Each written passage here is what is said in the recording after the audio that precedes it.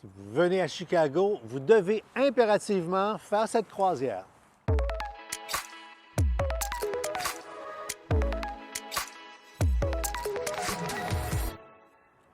Quand on arrive dans une ville, il vaut toujours la peine de faire un tour de ville, mais ils ne sont pas toujours intéressants. Chicago, capitale américaine de l'architecture, vous devez vous lancer dans un bateau, dans une croisière architecturale où on va vous expliquer à la fois l'histoire de la ville, l'histoire de l'architecture, qui est vraiment fascinante ici à Chicago. Et là, vous allez ouvrir Internet, vous allez voir une multitude d'offres, de propositions.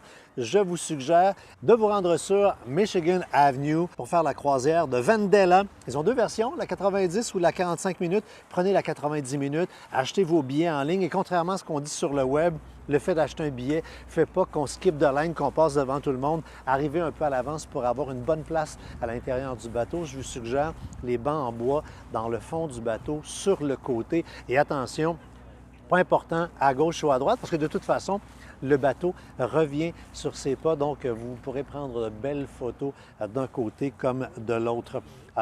On y apprend plein de choses sur l'histoire de Chicago. Le guide parle durant presque tous les 90 minutes.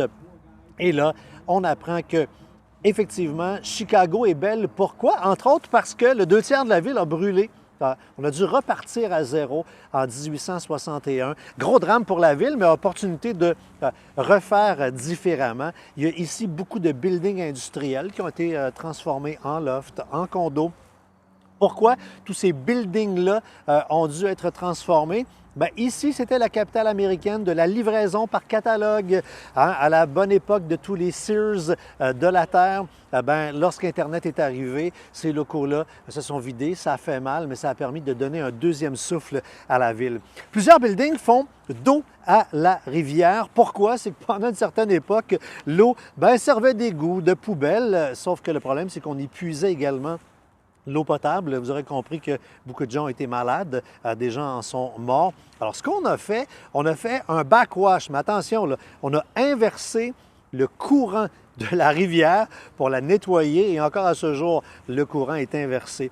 Maintenant, l'hôtel Instagram, l'hôtel le plus photographié ici à Chicago, avec cette forme de râpe à fromage, avec un stationnement en spirale où il n'y a pas de palier, mais c'est vraiment une spirale. D'ailleurs, les employés qui vont stationner votre voiture, ce n'est pas vous qui pouvez le faire.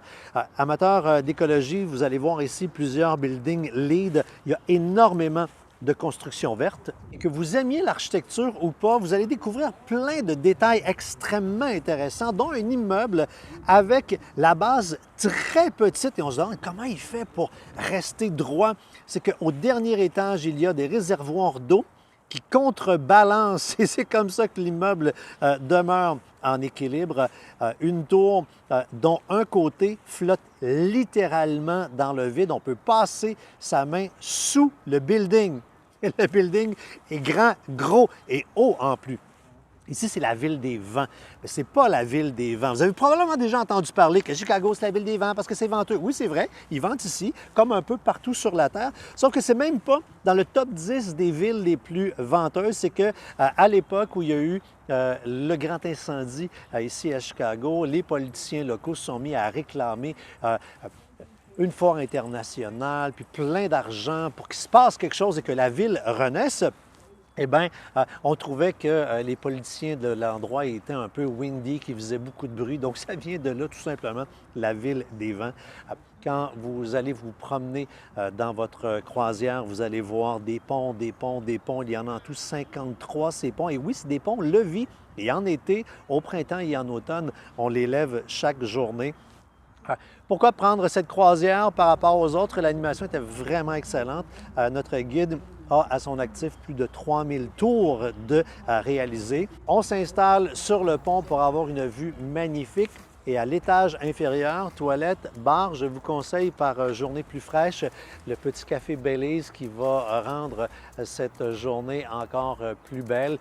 Mais pour vrai, c'est un incontournable à faire parce qu'après, quand vous vous promenez en ville, vous ne regardez plus de la même façon cette magnifique ville architecturale qu'est Chicago.